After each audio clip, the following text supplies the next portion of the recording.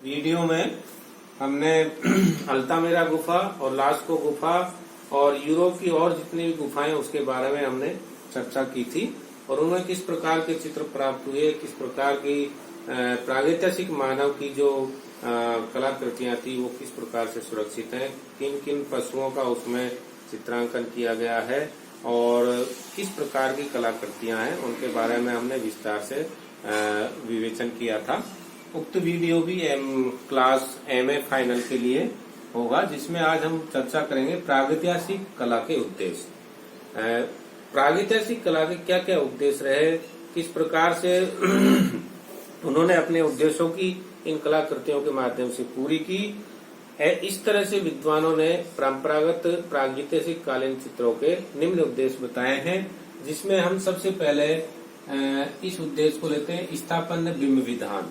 स्थापन्य बिंब विधान किसी भी भौतिक अथवा काल्पनिक वस्तु के स्थान पर उसका चित्र या मूर्ति आदि में रूप बनाकर उपयोग में लाया जाना स्थापन्य बिंब विधान कहलाता है।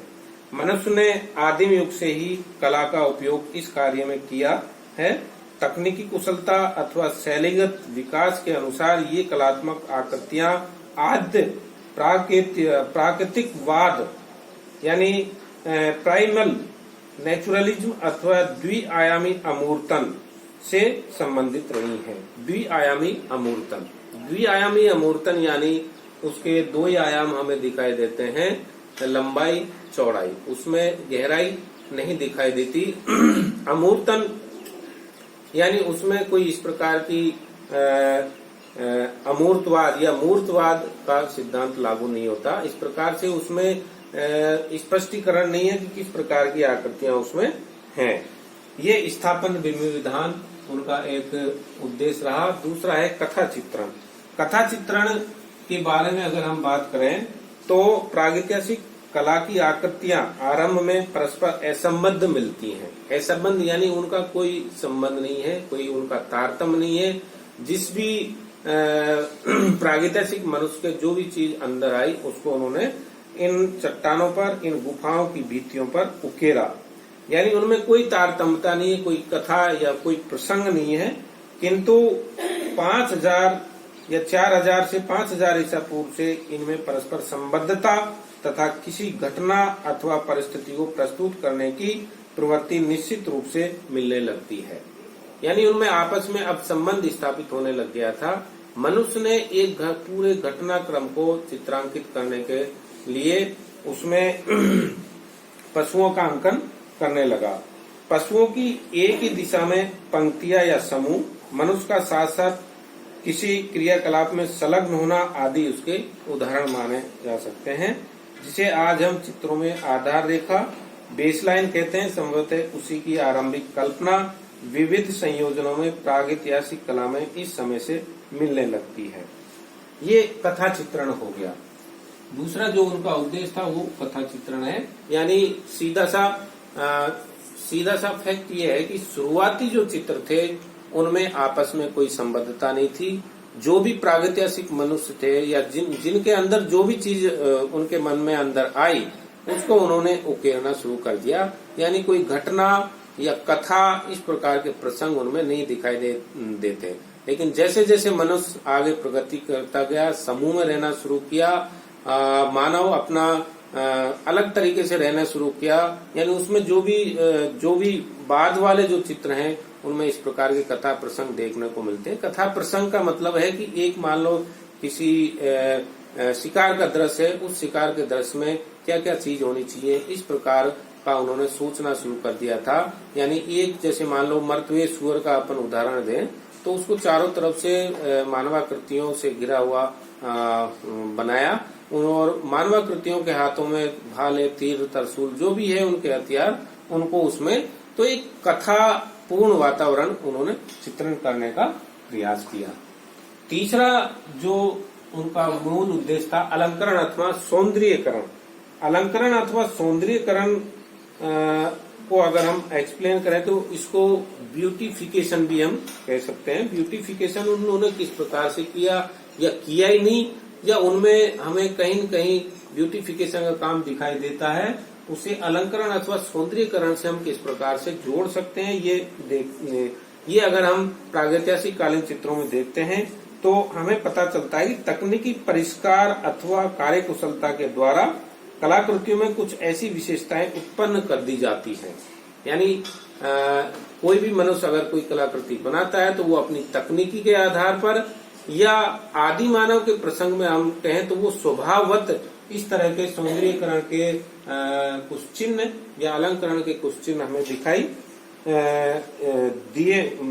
दिखाई देने लगते हैं या फिर हम उनमें खोज कर सकते हैं, जिसके कारण मानव जीवन की अनुभूतियों की पृष्ठभूमि अधिक संवेदनशील अथवा विचारणीय लगने लगती है।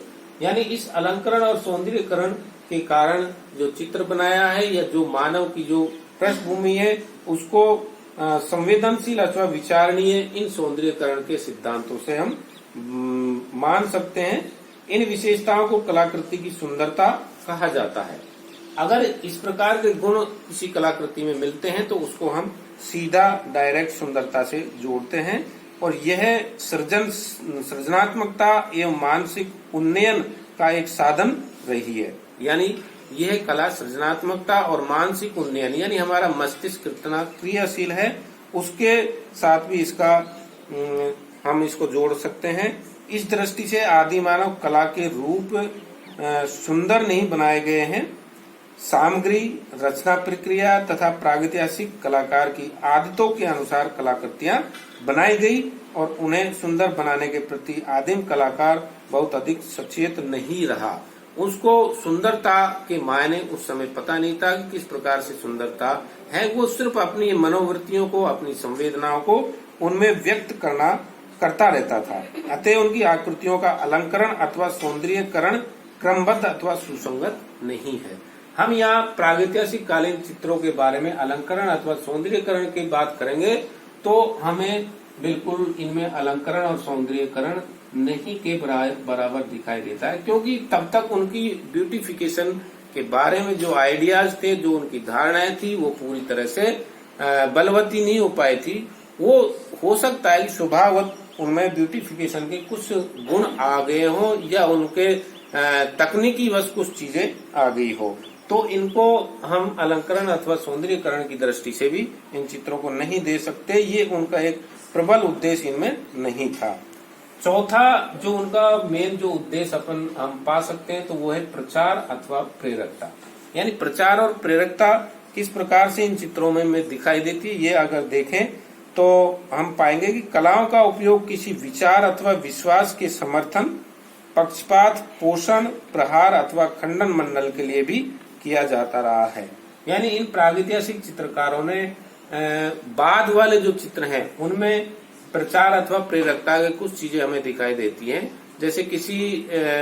जैसे उसको हम जादू, टोटका या इस प्रकार की चीजों से हम उसको जोड़ सकते हैं। उसमें कुछ चीजें इसका प्रचार या प्रेरकता की समर्थक रही हैं। अगर और ज्यादा हम इनकी बात करें तो कलाओं में प्रचार की प्रवृत्ति तभी से आरंभ हो जाती है जब स्थापन्य रूपों की सृष्टि होती है। यानी शुरू का जो पॉइंट था स्थापन विधान, उसके माध्यम से अगर देखा जाए तो कला की प्रचारकता का भी उसमें एक उद्देश्य मात्र छिपा हुआ है और इन स्थापन्य रूपों की सृष्टि के माध्यम से केवल प्रचार के लिए ही सचेतन होकर कला का प्रयोग बहुत बाद में शुरू हुआ। यानी उस समय तक कोई इस प्रकार का कोई सचेतन इनमें हमें नहीं दिखाई देता। बाद वाली कलाकृतियों में ये शुरू हुआ। प्रागैतिहासिक कला के कुछ रूप अंत्येष्टि अथवा पूजा आदि से भी संबंधित हैं, पर कलाकारों ने इन्हें स्वयं उपयोग के हेतु निर्मित किया था। ऐसा प्रतीत होता है कि कलाकारों का इनसे कोई संबंध नहीं रहा हो और उन्होंने इन्हें बनाकर दूसरों के लिए छोड़ दिया हो। इस प्रकार से दक्षिण पश्चिमी तथा उत्तर स्पेन की कला के संयोजनों के तुलनात्मक विश्लेषण से ज्ञात होता है कि यह कला शैली दो प्रकार के संयोजनों में क्रम से विकसित हुई। प्रथम चरण की अगर हम बात करें तो विशाल आकार वाले पशु चित्रित हुए। यानी प्रथम चरण में एकांकी और विशाल आकार के चित्रों का यहाँ सृजन हुआ। वे समूह में हैं और न उनके निकट मनुष्य है।